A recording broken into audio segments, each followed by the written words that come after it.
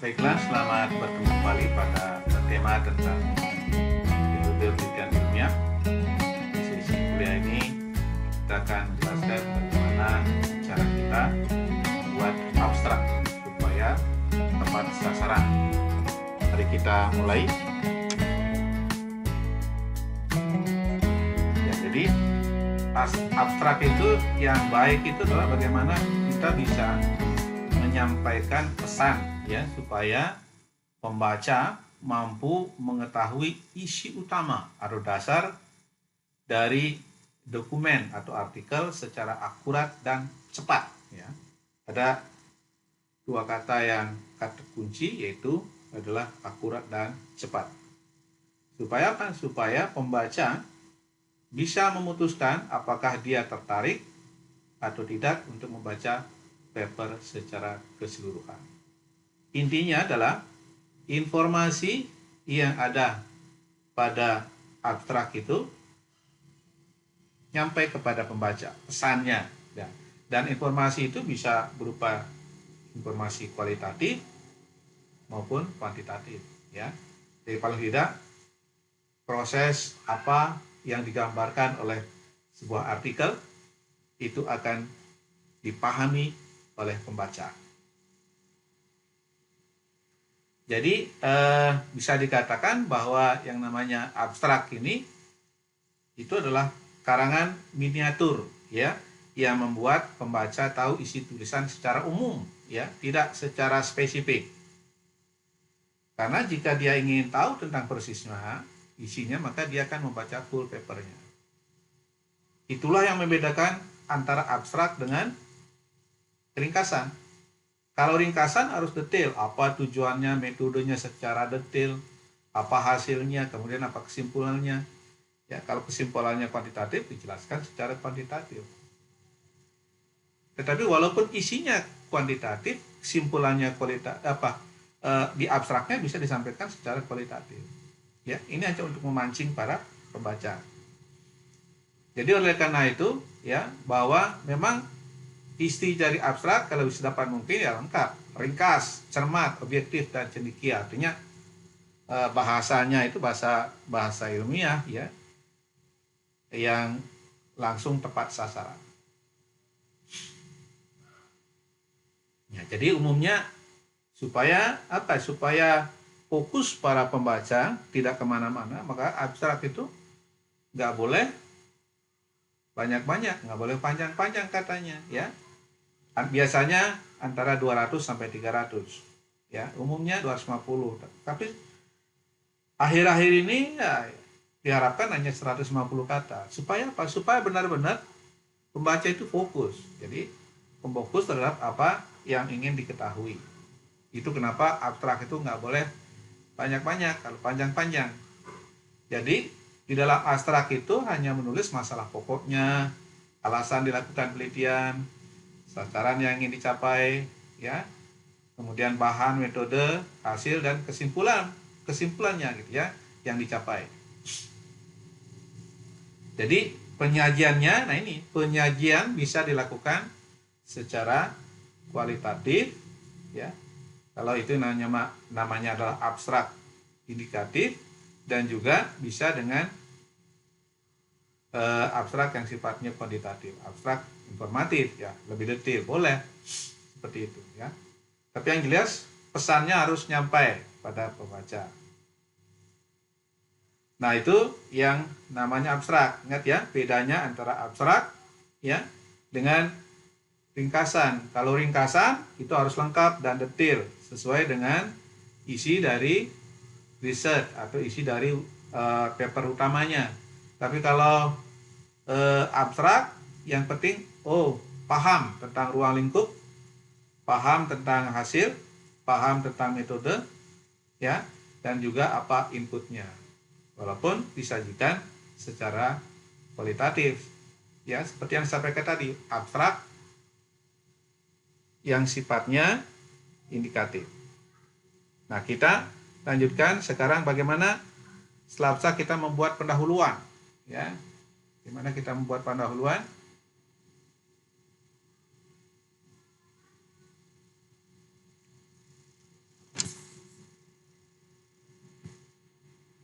Ya, kita lanjutkan. Ya. Nah, bagaimana membuat pendahuluan ya yang bagus? Nah, jadi ada beberapa rule ya, beberapa aturan bagaimana kita membuat namanya pendahuluan yang baik supaya langsung to the point. Jadi bahasa pendahuluan itu harus jelas ya, dan menyajikan kejelasan dari sifat dan lawas ya, dan ruang lingkup dari permasalahan yang diamati. Jadi kalau kita mengamati forest inventory misalnya, ke inventarisasi hutan, jangan kemana-mana pendahuluannya tentang misalnya tentang bagaimana terminologi dari kehutanan adalah jangan demikian gitu ya, tapi harus to the point, jelas ya sifatnya, ruang lingkupnya juga jelas. Misalnya kita mulai dari sejarah atau peran dari inventarisasi hutan gitu.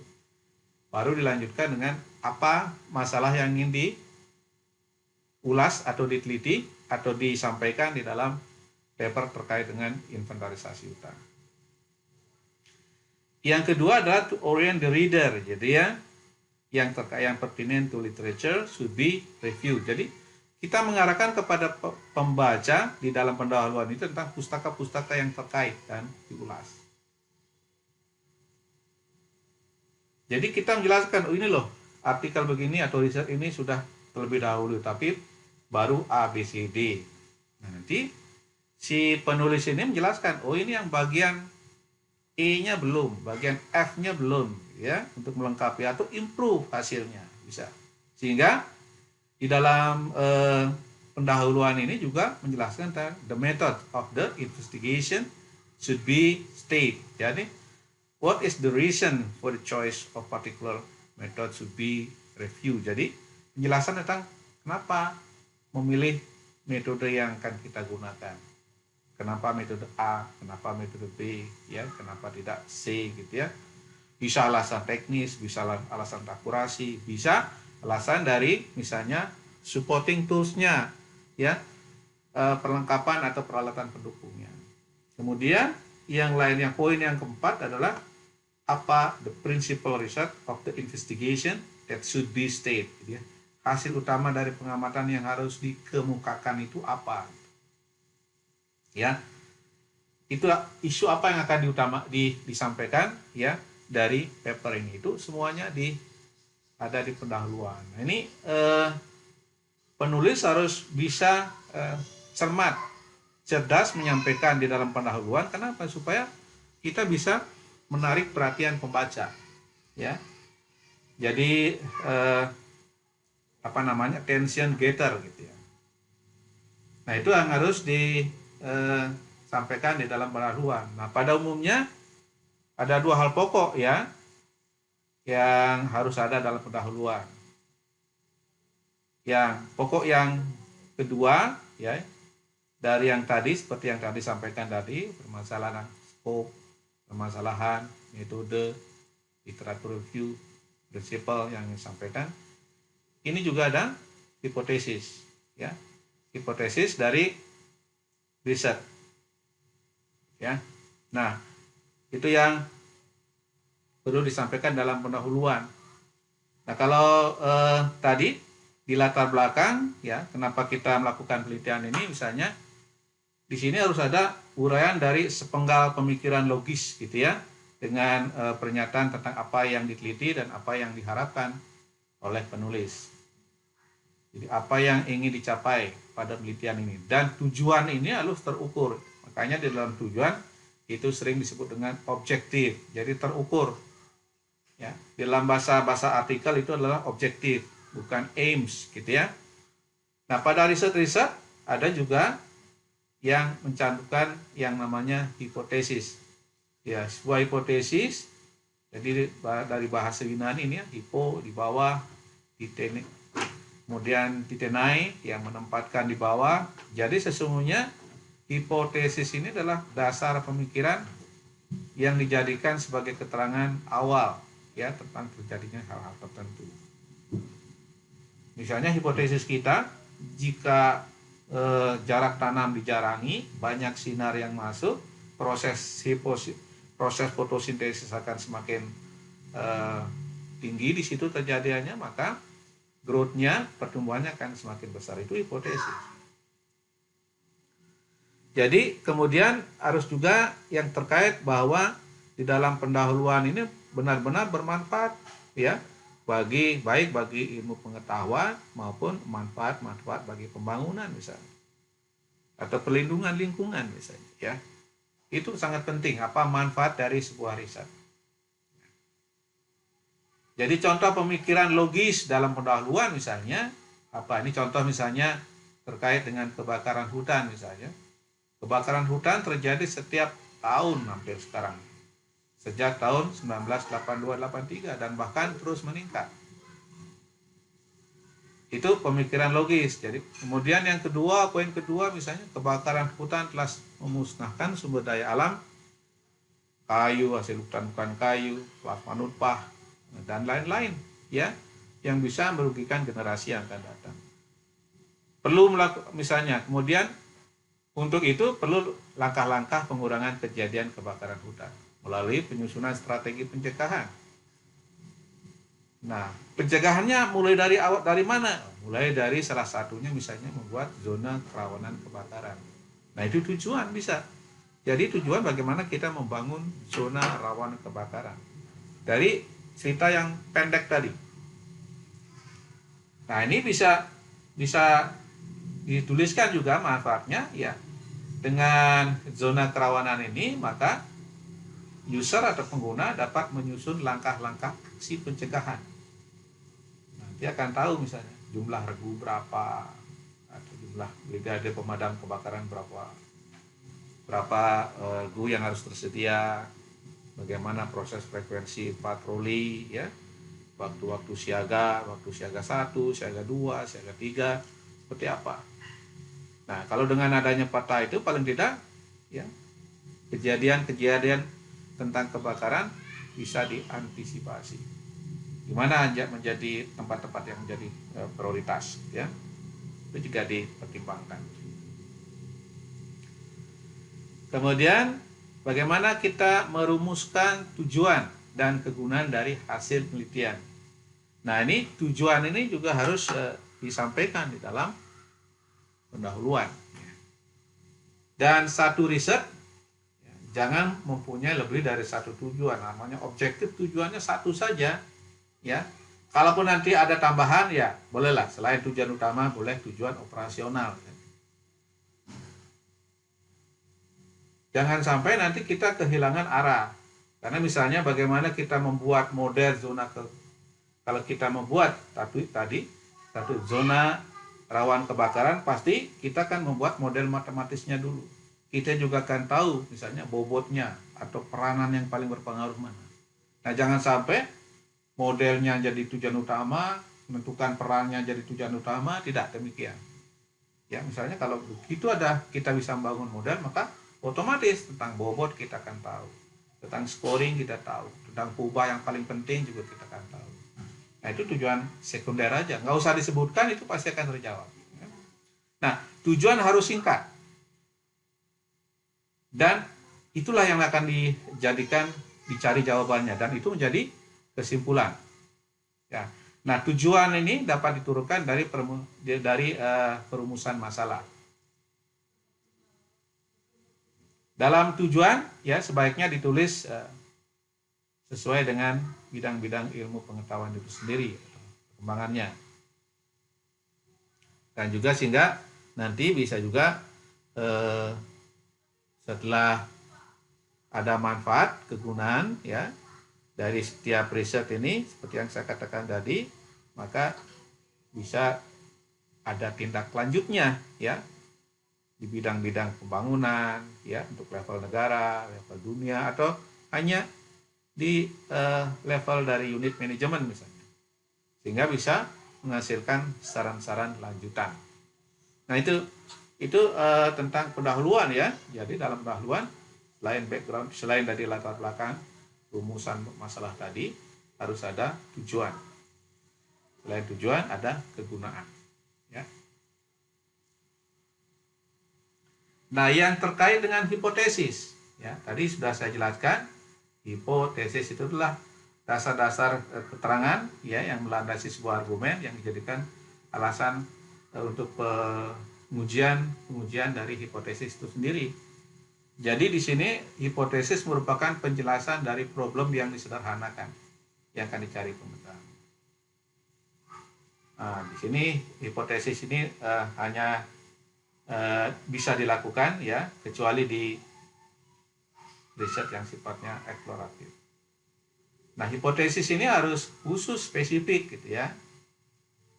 Jadi tidak ada hipotesis umum misalnya. Misalnya hipotesis umum adalah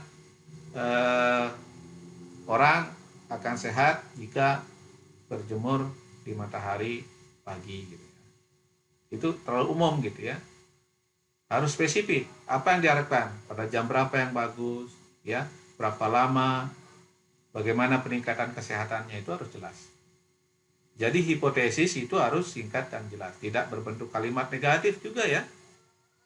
Dan atau kalimat positif yang tidak terlalu umum gitu ya. Nah, itu contohnya. Misalnya hipotesis yang kurang baik misalnya pertambahan penduduk dan keinginan meningkatkan kesejahteraan, maka penggunaan lahan akan berubah merusak lingkungan. Jadi nggak jelas ini ya bagaimana hubungan antara pertambahan penduduk dengan kerusakan lingkungan. Misalnya atau poin yang kedua yang kurang baik nih. Kalau pendapatan masyarakat meningkat maka masyarakat akan misalnya bahagia. Ya, jadi tidak jelas hipotesis 1 tidak jelas. Ya, hipotesis 2 juga tujuannya harusnya lebih spesifik. Hipotesis 1 juga bersifat negatif ya, lingkungan rusak. Hipotesis 2 terlalu umum ya. Karena tidak ada penelitian pun itu ya sudah bisa dijawab bahwa dengan masyarakat meningkat itu maka masyarakat akan bahagia gitu. Itu akan terjawab, tidak pakai riset pun akan terjawab. Jadi contoh misalnya hipotesis yang baik, pertambahan penduduk dan lingkungan meningkatkan kesejahteraan, maka pola hutan akan berubah. Ya. Kalau yang kedua misalnya, kalau pendapatan masyarakat meningkat di atas 50%, ya, maka tingkat kemiskinan akan naik secara nyata. Nyatanya itu bagaimana? Itu juga harus dirumuskan. Ya. Kemudian, nah ini yang penting hipotesis tidak untuk dibuktikan ya. Hipotesis untuk diuji ya, diterima atau ditolak ya. Tapi juga kita sebagai seorang peneliti jangan memaksakan ya. Kita sebagai seorang peneliti jangan memaksakan agar hipotesisnya selalu benar. Kalau hipotesisnya nanti berubah, maka kita bisa membuat hipotesis baru gitu. Kita membuat riset baru lagi. Ya. Karena hipotesis kita yang keliru ya tidak selamanya sia-sia. Maka kita bisa memperbarui hipotesis kita dengan riset-riset baru ya. Nah, kemudian pernyataan juga tentang maksud, purpose ya, maksud. Jadi misalnya pemilihan topik ya, tujuan gitu ya, misalnya untuk menyelidiki kandungan obat kulit kayu gitu ya, gratis.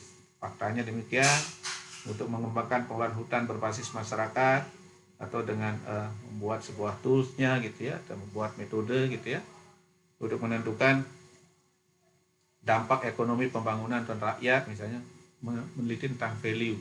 Jadi topik-topik yang jadi riset kita penekanannya pada apa? Apakah menggali fakta tadi, faktanya apa?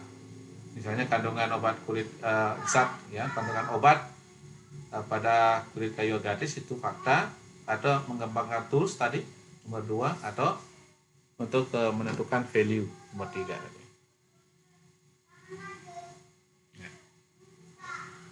Tujuan penelitian merupakan bagian yang mengakhiri pendahuluan. Dan ini saya ulangi lagi, tujuan itu sangat penting dan merupakan bagian penting dari penelitian.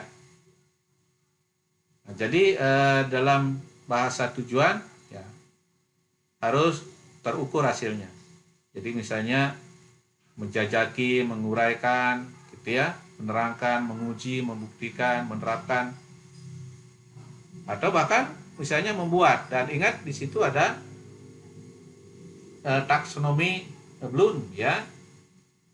Taksonomi Bloom itu yang harus Anda pahami, gitu ya. Kalau hanya level mengetahui, gitu ya, itu adalah level yang paling rendah, ya.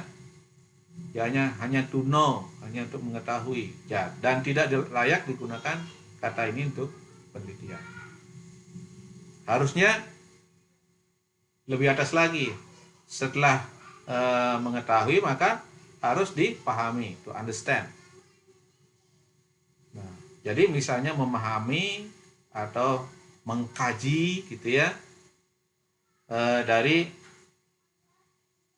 dari sebuah kasus, gitu ya, atau lebih atas lagi, ya, misalnya bagaimana kita melakukan mengaplikasikan, lebih atas lagi menganalisis, lebih atas lagi mengevaluasi, lebih atas lagi adalah mengembangkan, membangun atau membuat, yang paling tinggi misalnya. Jadi dalam level-level tujuan penelitian harus begitu. Nah, supaya itu tercapai, maka kita menggunakan tujuan yang terukur. Membangun model, itu membangun level yang paling tinggi. Mengevaluasi, bagaimana kita misalnya mengembangkan evaluasi, ya, tentang kebakaran hutan, itu tinggi juga levelnya, di bawah dari membuat. Nah, itu yang Anda harus ingat, bagaimana kita membuat sebuah pendahuluan, ya. Nah, bagaimana pendahuluan yang baik? Coba kita kembali perhatikan di sini apa yang harus ada, di dalam pendahuluan. Bagaimana kita menarik perhatian pembaca, attention getter. Nah, ini ada beberapa trik, gitu ya. Triknya, yang satu mengajukan pertanyaan, question, kemudian yang mengutip statement, jadi quote, ya. Jadi bisa quote dari misalnya dari Yusuf, gitu ya, yang sudah pernah saya jelaskan pada kuliah sebelumnya, atau dari seorang orang terkenal, gitu ya. Kemudian atau berdasarkan statistik, ya, nomor 3. Atau keempat, menyajikan fakta-fakta yang jarang dipahami atau jarang diketahui oleh orang. Atau menyampaikan sebuah fragmen kejadian. Atau memberikan ulasan, set the scene, dari sebuah sistem. Atau memberikan metafor, atau menyampaikan sebuah definisi, ya. Nah, itu salah satu trik, gitu ya. Trik bagaimana kita menarik perhatian pembaca. Karena dengan orang menarik membaca judulnya saja, membaca abstraknya saja, orang akan misalnya membaca jurnal kita, ya. Nah, semakin banyak dibaca, semakin tinggi indeksnya, ya. Jadi misalnya pertanyaan, apa yang seyogianya warga negara harapkan, ya, untuk dilakukan, untuk kita sebagai warga negara itu kita harus melakukan apa, ya, gitu. Apakah kita ingin untuk membela negara, misalnya kita harus jadi tentara, atau kita membela negara untuk membangun melalui pendidikan. Nah, itu harus dijawab, ya. Orang berjuang membela negara bukan hanya, misalnya tidak hanya melalui bagaimana kita apakah kita harus menjadi tentara, polisi, tapi bisa juga jadi peneliti, atau bisa juga jadi seorang ekonom, membangun ekonomi kita, ya, atau jadi praktisi, ya. Jadi berbuat sesuatu dari berbagai macam profesi, itu question. Yang kedua, quote. Jadi atau quote misalnya tentang dari ini Mohandas ya Gandhi, dari Gandhi ini, what we are doing to do ya to the forest is but a mirror reflection of what we are doing for ourselves and to one another. Jadi apa yang kita lakukan terhadap hutan dunia hanyalah cerminan ya dari apa yang kita lakukan untuk diri kita sendiri dan juga orang lain. Itu quote ya. Ini bagus sekali supaya kita mengatakan apa yang kita lakukan terhadap hutan dunia adalah refleksi bahwa kita ini untuk sustainability, kelestarian dari misalnya human being, terhadap manusia itu sendiri. Ya. Itu quote bagus sekali ya. Ini sebagai attention getter. Jadi bagaimana kita menarik perhatian pembaca. Ya, quote yang kedua misalnya bumi, udara, tanah dan air bukanlah warisan dari nenek moyang kita. Tetapi ini adalah apa yang dipinjamkan dari anak-anak kita kepada kita. Ya. Jadi kita harus menyerahkan mereka setidaknya seperti apa yang diserahkan kepada kita. Jadi paling tidak kita harus protect, melindungi. Jadi ada sustainability dari hutan itu sendiri. Hutannya tadi tetap ada, fungsinya tetap ada, hasil hutannya juga masih ada. Itu juga masih oleh Gandhi misalnya. Ada kecukupan di dunia ini untuk kebutuhan manusia, ya. Tetapi untuk keserakahan tidak ada. Itu juga sangat penting kita tahu bahwa dunia ini akan sustain, ya, apabila kita tidak ada greedy, ya, tidak ada keserakahan. Ya kalau kita butuhnya X ya X saja gitu kan, tidak perlu memikirkan lagi sampai misalnya generasi ya yang ke-7 kita turunan sampai turunan ke-7 misalnya begitu, dengan cara-cara yang tidak pantas, menyebabkan misalnya korupsi. Itu karena ada greedy ya, lepas kontrolnya manusia.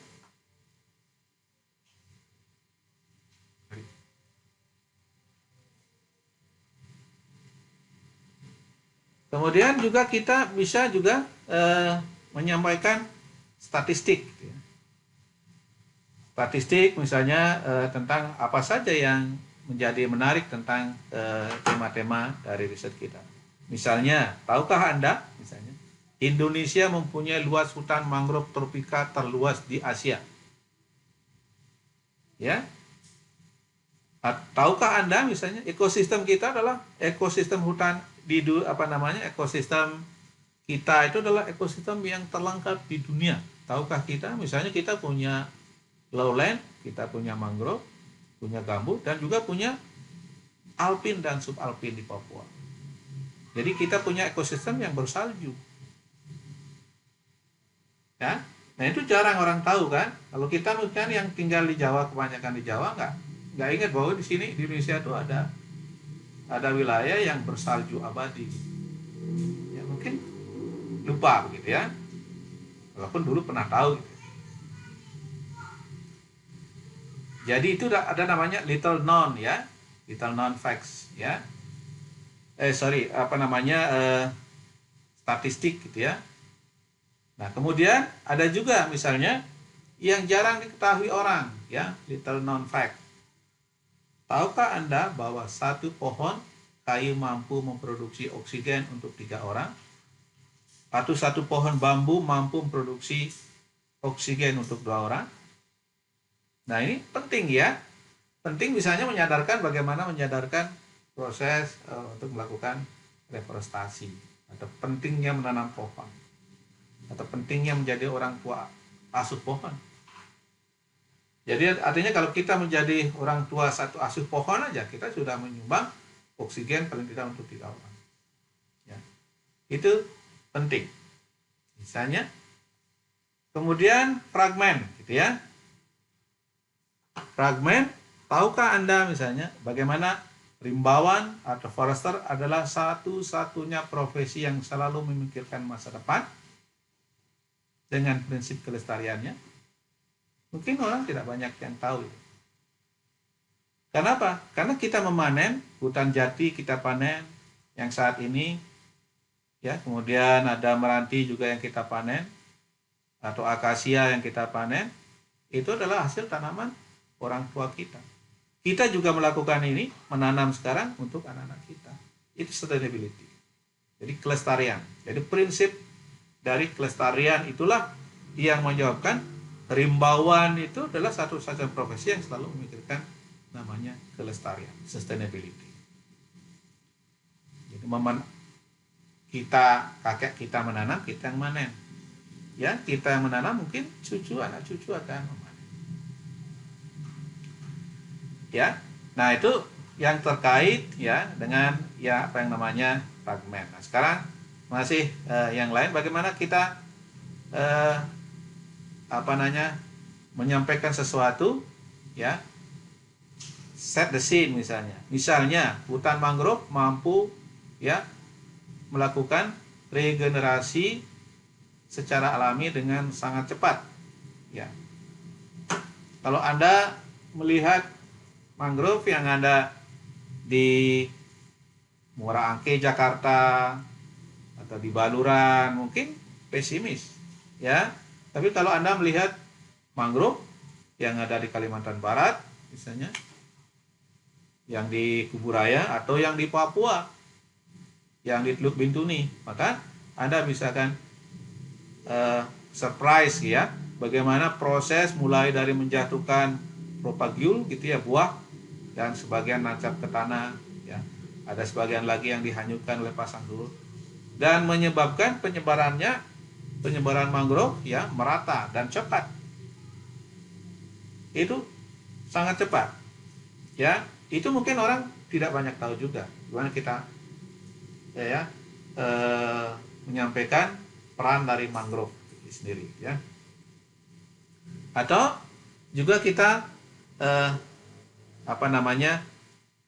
membuat metafor gitu ya. Bagaimana misalnya ini cerita tentang warga negara Inggris melebarkan pelampung ya pada saat tentaranya terjebak di pantai Prancis misalnya, gitu kan ya. Itu metafor pada saat perang ya, perang dunia kedua ini.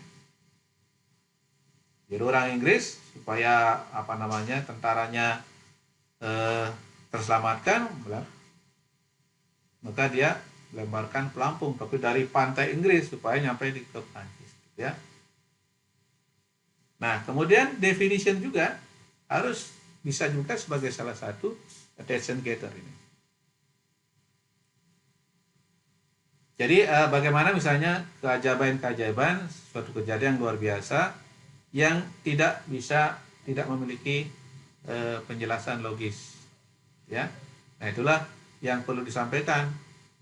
Ya, definisi tentang apa? Tentang misalnya tentang kejadian-kejadian yang luar biasa, bagaimana misalnya hutan bisa mencegah atau mereduksi kejadian tsunami gitu ya, mereduksi abrasi gitu ya. Nah, itu penting disampaikan. Nah, oleh karena itu kita mulai melakukan bagaimana kita menulis pendahuluan ya, bagaimana kita mengambil perhatian dari pembaca, itu dulu ditulis, kemudian kita sudah mulai melakukan review ya, apa yang akan kita riset dan apa yang juga sudah ada ya. Nah, itu penting bagi Anda.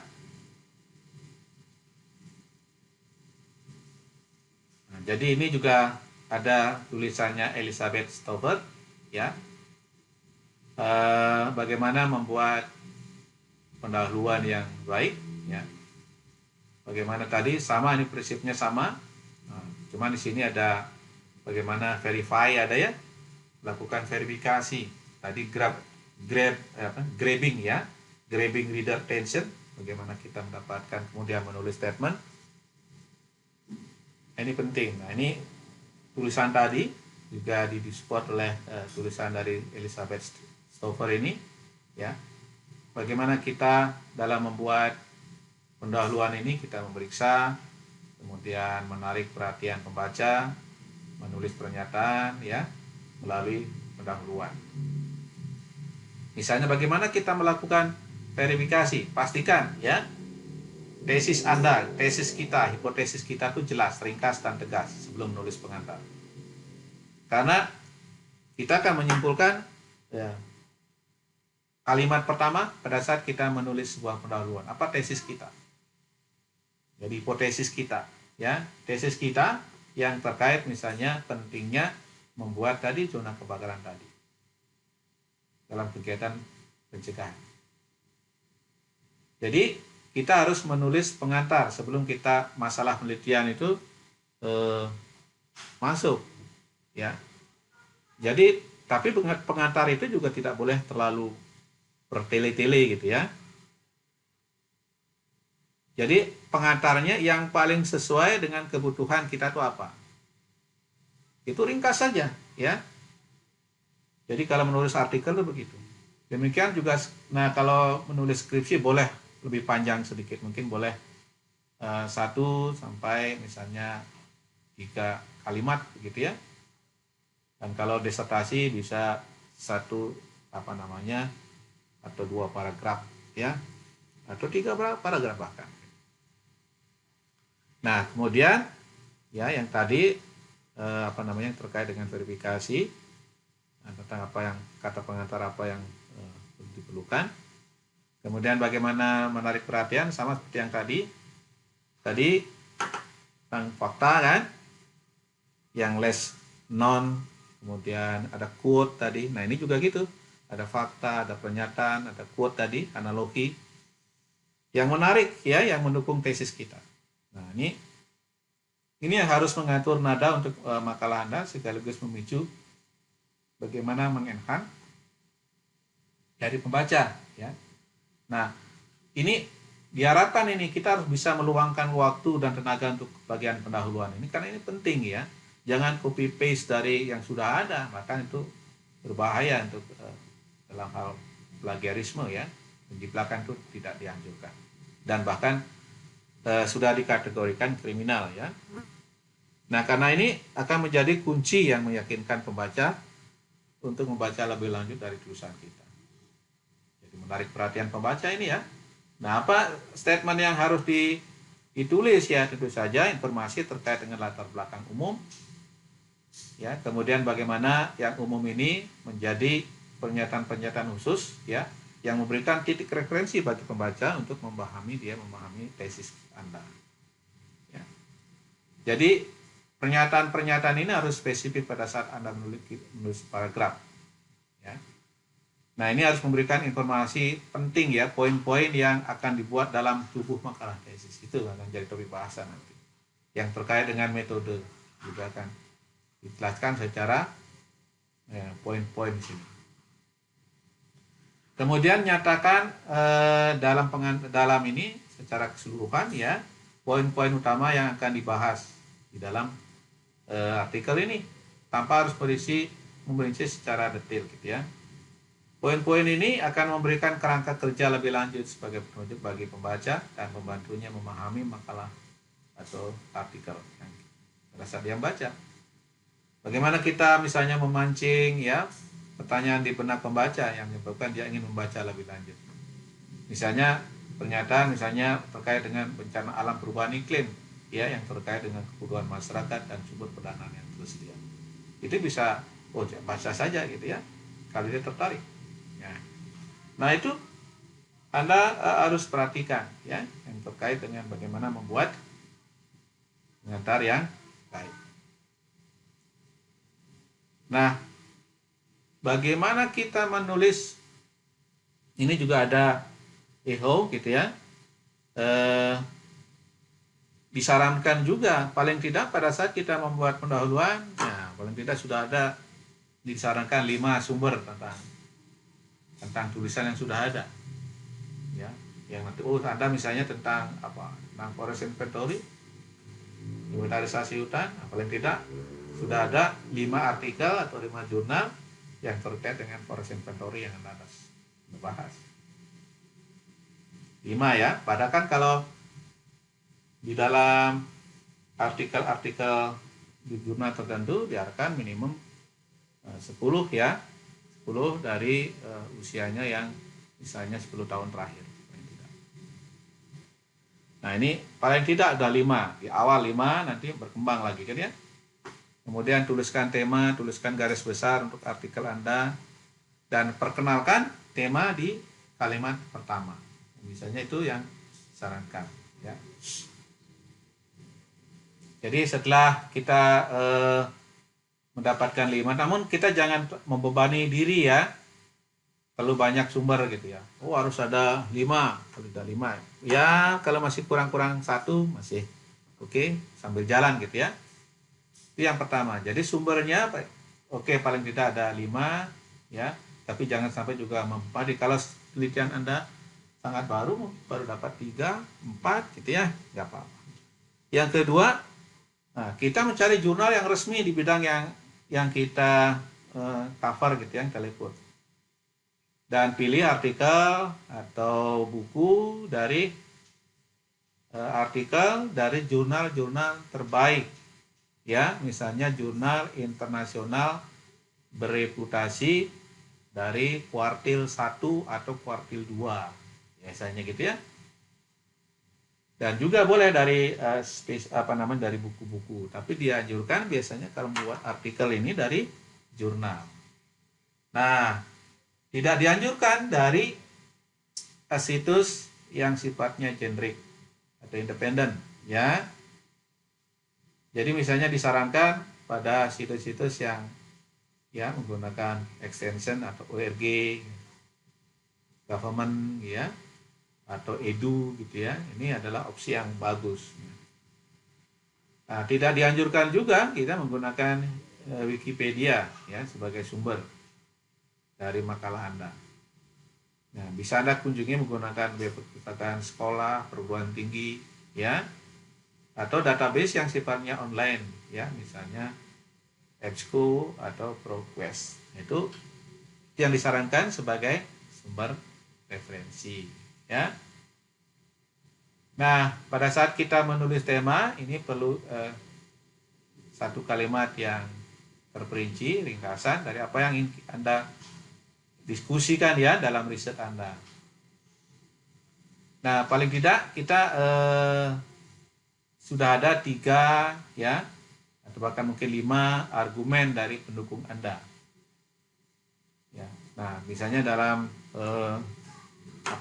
dalam bahasa artikel dianjurkan menggunakan kalimat-kalimat yang jelas dan kalimat aktif gitu biasanya. Jadi kalau Anda menggunakan Grammarly gitu ya, biasanya kalau dia kalimatnya pasif gitu ya, itu cenderung apakah Anda terima atau Anda revise ya. Nah, kemudian barulah Anda bisa membuat meringkas gitu ya.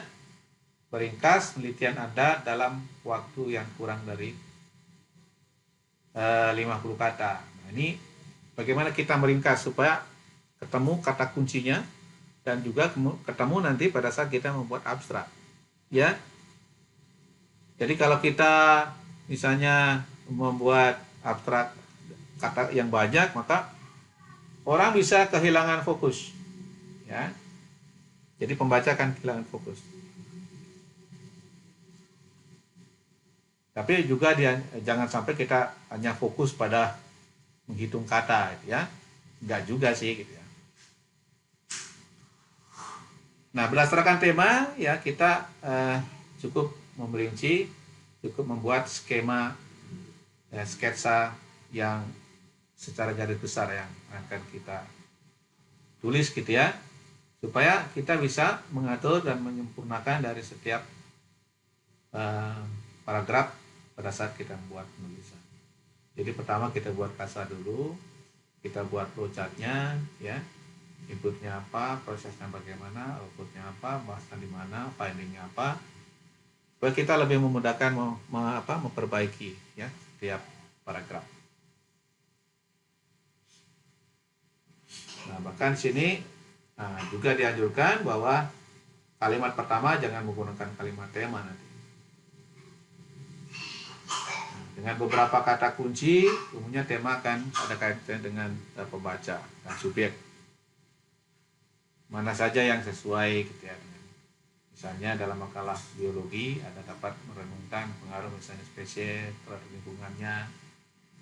Misalnya dalam makalah sastra ya bagaimana pilihan seorang pengarang mempengaruhi kehidupannya atau signifikasi pengarang bagi dunia sastra. Ya. Ya, saya kira itu yang terkait dengan bagaimana kita membuat pendahuluan yang baik ya.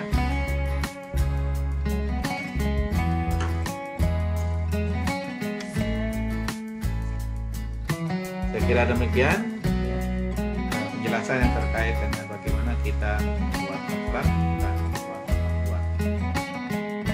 Mudah-mudahan apa yang saya sampaikan ini bisa Anda pahami